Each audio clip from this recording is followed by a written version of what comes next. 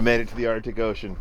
This is absolutely insane. We're so excited right now, and the sun. It's what, 10 p.m. 11. Oh no, it's 11. It's 11 p.m. This is me. You're probably wondering how I ended up here.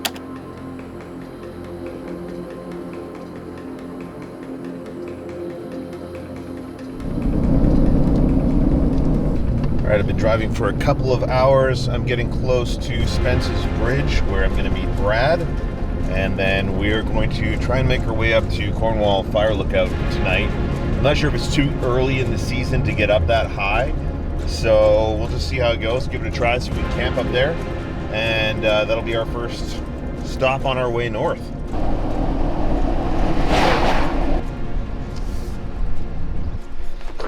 What's up, buddy? How are you? Good to see you. Good Welcome to see you, to British Columbia. Heck yeah, dude, this is awesome. It's beautiful out here. It was pouring rain when I left home. Oh, Like really bad, and out here is absolutely gorgeous. yeah. And hot, so. Dude, the drive that I came through the 8, incredible, Nice drive, eh? incredible. And I finally, after all these years, saw my first bighorn sheep. Oh wow. Dude, it was crazy. Nice. I stopped and I was just like a little kid. It was so cool. Yeah. Rig looks good. Yeah. All ready to go. Yours looks amazing. Thank you. The shakedown run. Shakedown run to talk to Yartok. Yeah, just a short. Yeah, short easy shakedown. We're about to embark on the biggest overland trip of my life. A bucket trip to the Arctic Ocean and back with my friend Brad from Trail Recon. How are you liking the new rig so far? Dude, I love it. And re-gearing it made all the difference in the world. Yeah. Yeah, because some of the mountain passes coming up here, it was still working hard, but I can't even imagine had I not re-geared how rough it would have been. So it's good. It's good. Looking good. Yeah. I love the red accents that you did. Thank you. Yeah, super stoked on it. It definitely makes it pop a little more now. Yeah. Two totally different styles of rigs, so Both extremely capable Yeah. and extremely comfortable for this trip. yeah, it's gonna be real interesting. Teddy, say hi. I am. That was Teddy. All right, we just started making our way up the trail. It is a little bit muddy, as I was told by Teddy, who we ran into at the bottom of the trail. We have a couple of weeks at least of travel ahead of us, so I wanted to start the trip off right with a good camp night at one of my favorite fire towers.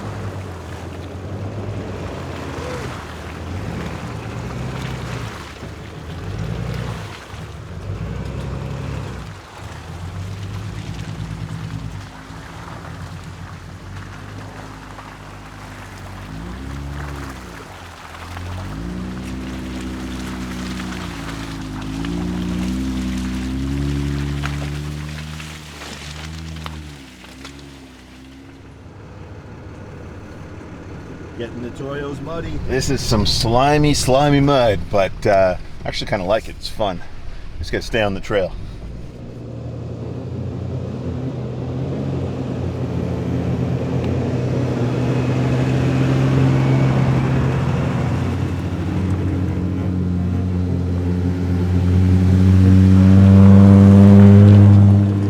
Look at those mountains over there. Jeez. View doesn't suck. View is incredible.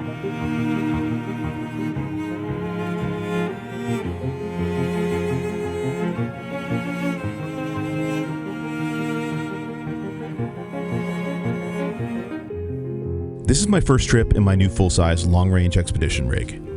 Outfitted with AEV's Prospector XL kit, 40-inch Toyo MT tires, and a four-wheel camper, I can't wait to see how it performs on this adventure.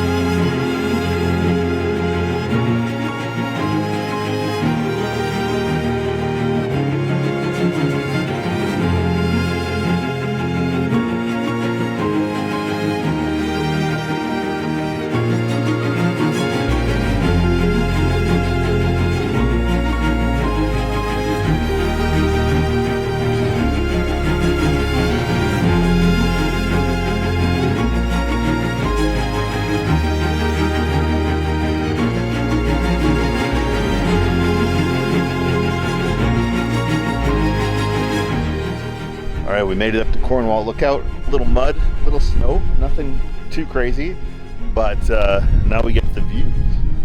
And this is the place that I like to come to. It's one of my favorite places, so I was excited to show it to Brad. Dude, breathtaking. Right? Wow.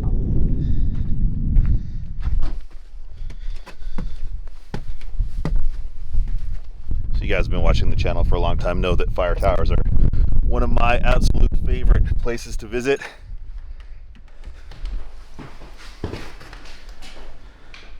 Oh, my friend Mike left some of his stickers. Yes, folks, these are the original cabinets from when this was a manned fire lookout, which is super cool. Yeah, guys would probably spend several days up here.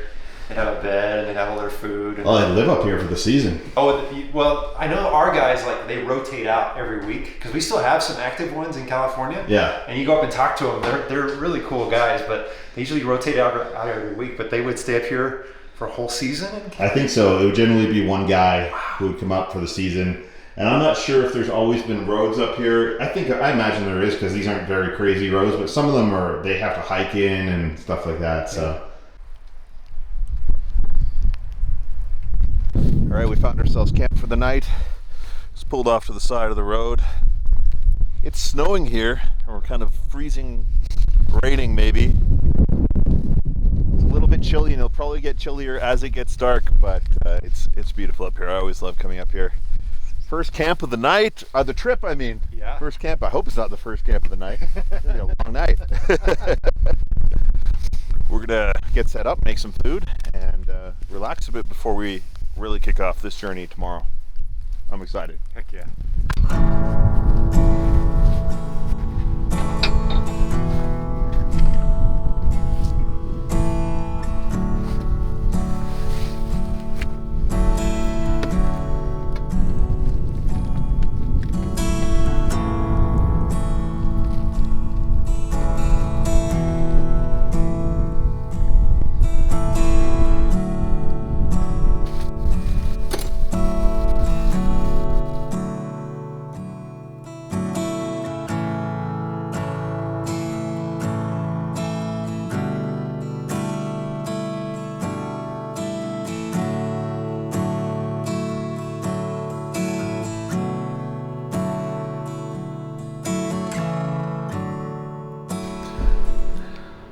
All right, guys, I just got into the camper. It's going to be my first night solo in the camper. I have camped in it a couple of nights with Ada and Ellie as we were driving back from California, from picking it up from 4-wheel campers. But I've got it all set up, you know, for solo travel right now. So this is just my little condo on the back of the truck, which is amazing.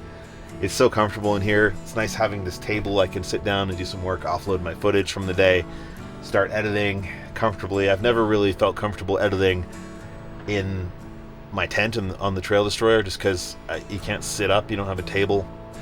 I'm so excited for this trip and everything that's coming. So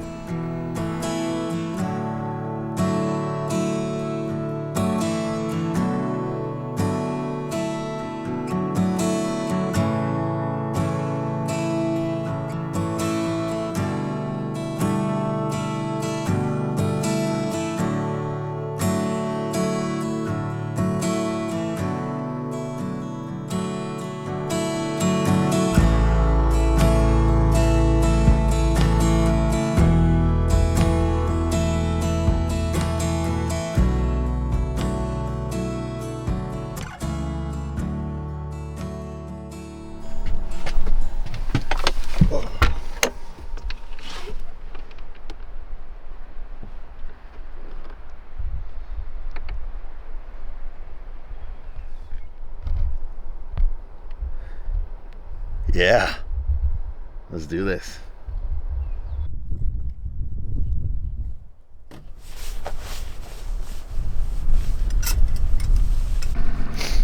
Getting ready to get out on this journey north. I don't know where we're gonna end up today. We're just gonna start driving, see what we can find. Excited to spend another day in the Ram. Loving it so far. If you guys aren't already subscribed to the channel, make sure you subscribe because this adventure is going to be ongoing for a while. and I want you to come along with me and enjoy it. Yeah, I'm excited, man. I have no idea what's in store for us, but it's gonna be an adventure. That's the best way. Yeah. Let's do it.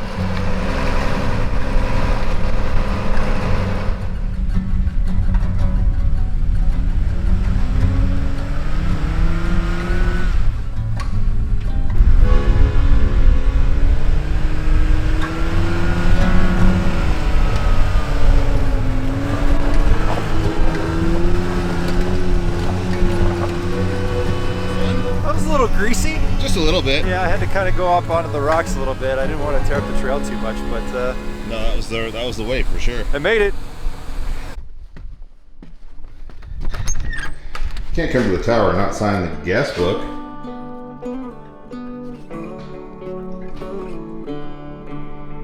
All right, now that that piece of business is taken care of, let's continue north.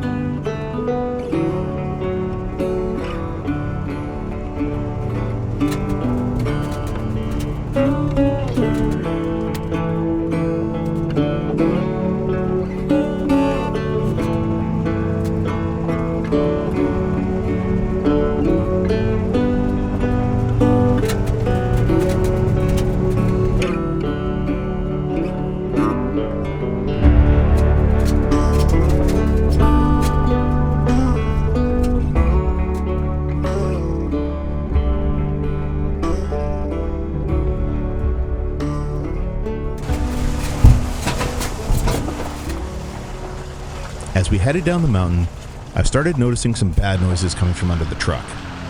Not a good sign.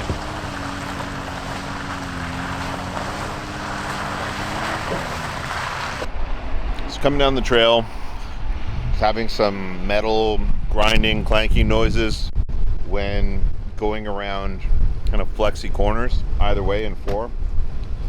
So we opened up the front axle disconnect to check and see if there's anything weird in there, and that looked fine.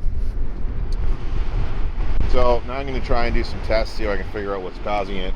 I crawled under, and it looks like the CV joint that's attached to your transfer case where the drive shaft is, the rubber seal that's on there is gone, and now because you're fully flexed because you lifted it, it's rubbing really hard, and so there's exposed grease. So I think we got to replace that front drive shaft somehow, and it probably needs to have like a extended drive shaft or double cardan or something like that. But yeah, this is just going to cause more problems as we go. I mean, we can always pull the drive shaft if we need to, but it's only going to have 2-wheel drive. Right. And you can see there's a whole ring of grease up there. It's all sprayed on there. That is destroyed. All right, I just gave the Ginger a call and discussed options, and the fix is basically going to be a custom drive shaft that requires drilling and tapping the transfer case or something like that. So it's not a mid-trip fix. So front drive shaft doesn't spin in 2-wheel drive, so this is now a 2-wheel drive truck for the remainder of our trip to the Arctic Circle, which should be okay because we'll be mostly doing dirt roads, not like a lot of obstacles or anything like that. So I think we'll be okay. We'll see how it goes, and we can always pull the shaft if we need to.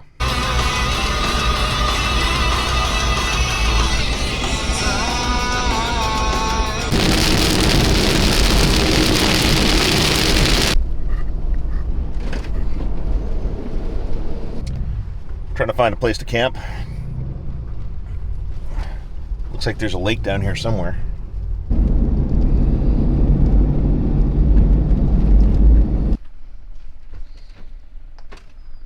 Mostly highway travel today, nothing too exciting, but we found ourselves a very nice lakeside spot to camp at. There's a wreck site here, and nice and flat. Sun's still out for a little bit, so we're gonna enjoy it while it lasts, have some dinner, set up camp, and then carry on in the morning.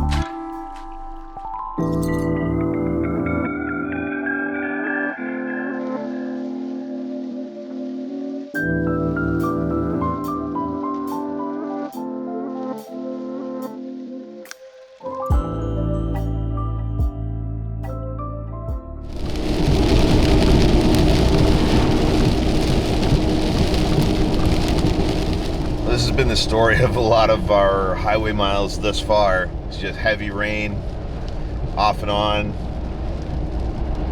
and not a whole lot else.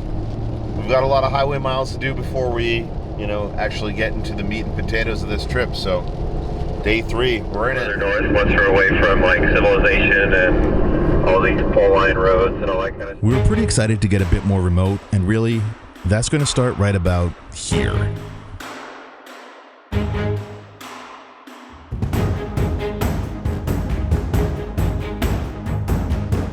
All right, guys, we're at the turnoff to the Stewart Cassiar Highway. We're going to start heading north. This is, I think I've been actually a little ways up here to go to Stewart before, but we're going past that and heading north to Tuktoyaktuk and the Yukon. So The adventure really begins now. the adventure really begins now. It's kind of like the start of the trail, except we don't have to air down yet. Right. So this is really cool. I'm excited. We're finally getting into it. We're going. Crossing the Skeena River.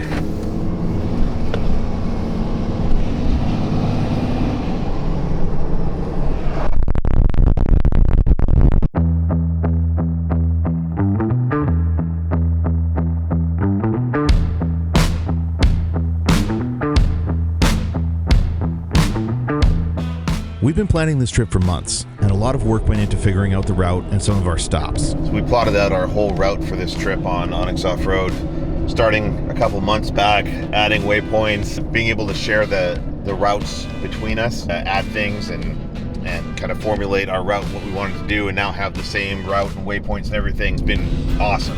Onyx Off-Road has gotten so good. I've got a link in the description where if you sign up for the Elite membership, you save 20%. There's all sorts of benefits. Marked this far south, but I did mark quite a few of the bridges. One of the nice things about Onyx too is as you're on your route, you can see here other marked trails. So as you're going along, if you're looking for trails to check out or somewhere to camp, there's lots of stuff that you can just click on and check out the details on your phone. So check it out. We've been following this river along the highway here and kind of keeping our eyes peeled for any trails that might lead down to a good camp spot. And we found one. Maybe an old mine site or something down here. Sure. Oh, we got an old bridge. Hang on. Let's see what we got. My old friend, Mr. Sketchy Bridge. Oh, that's fine. You can see through it in a few spots. We've done worse, am I right? Oh yeah. Yeah. We're good. Let's send it. If we can get down to that river, that would be... It's not much further. Yeah. So Something like 70% of the bridges in British Columbia on forestry roads are past their replacement due date. It always makes things interesting.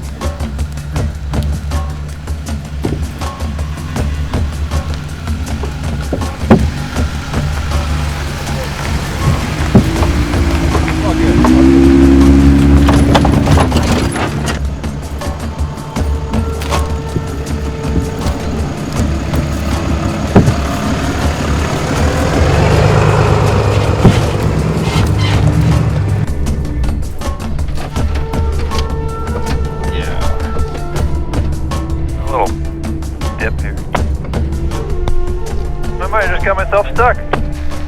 You fell in a hole. I got myself in a little situation. But I didn't think it was quite as deep as it was. That's a quality bridge. Well, it looked pretty good, but my trailer hitch didn't fare so well. Oh, wow. Yeah, so I'm dug in there pretty good. So we're going to pull you back. So we need to come back and then we'll figure out how to go forward. Okay. I need to find some mosquito spray and then I'm on it. 1 sec. Luckily, we've equipped the Ram with a worn 16.5 thousand-pound winch for just these kind of situations.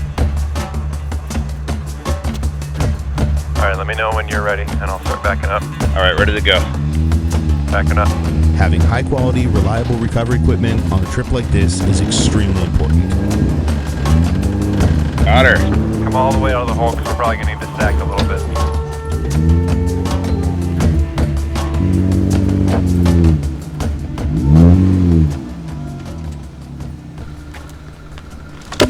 Yeah, a little bit of a dip there. I can see how that was I didn't think it was that, I mean, it was good. I didn't think it was that deep. I thought I had it.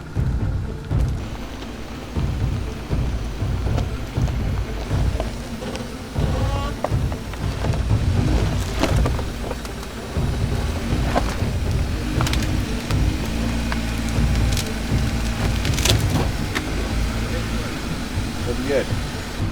Touching the ground now. Yep.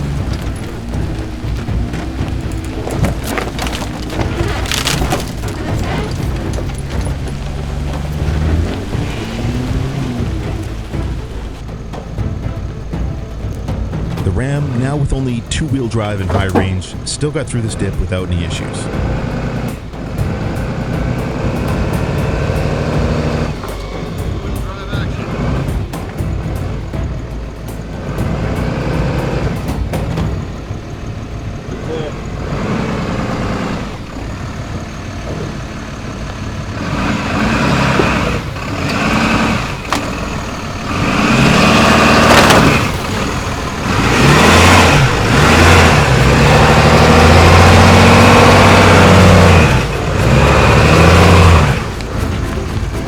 Tight in here, but they're all small.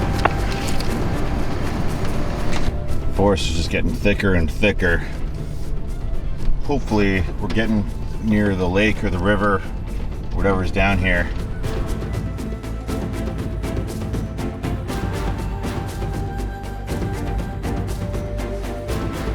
Got a fork in the road. You see anything with the drone? I wonder if that left somehow goes to that lake.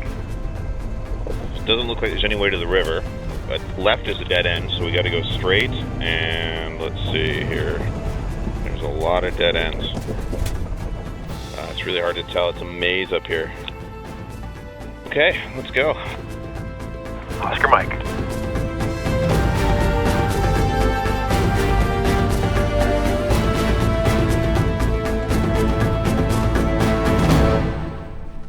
This doesn't suck. Doesn't suck. Doesn't suck. I've camped at worse spots. I've also nice. camped at worse spots. Yeah. I'm gonna bust out some thermocells and see if we can. See if it'll work. Yeah. I have bug nets too over the head. I did bring a house, as did Brad. So I think this is a home for the night, and then we continue on our journey north tomorrow.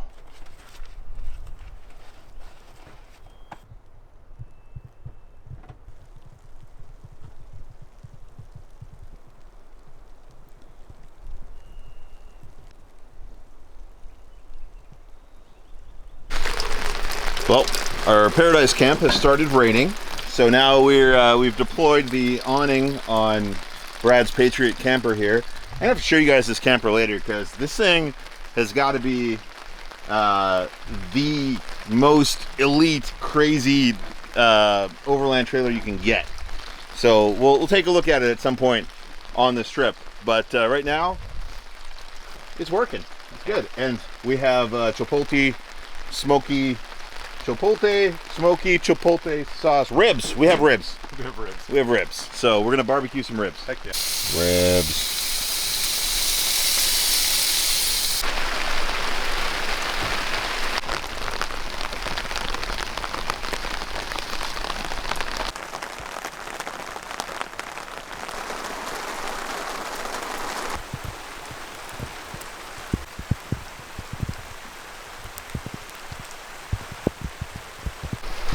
I'm not getting wet, you're getting wet.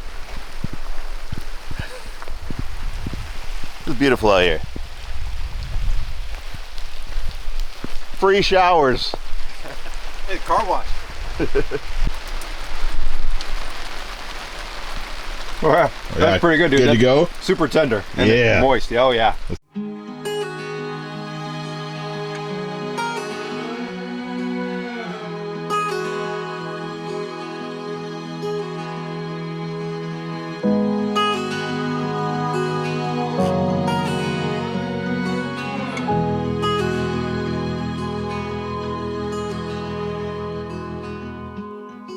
By the end of day 3, I was feeling really satisfied, having gotten a little exploring in on this side trail off the Cassiar highway, far from civilization. We've still got about a week of travel ahead of us. The Dempster Highway, crossing the Arctic Circle, and getting to Tuktoyaktuk. It's going to be the adventure of a lifetime.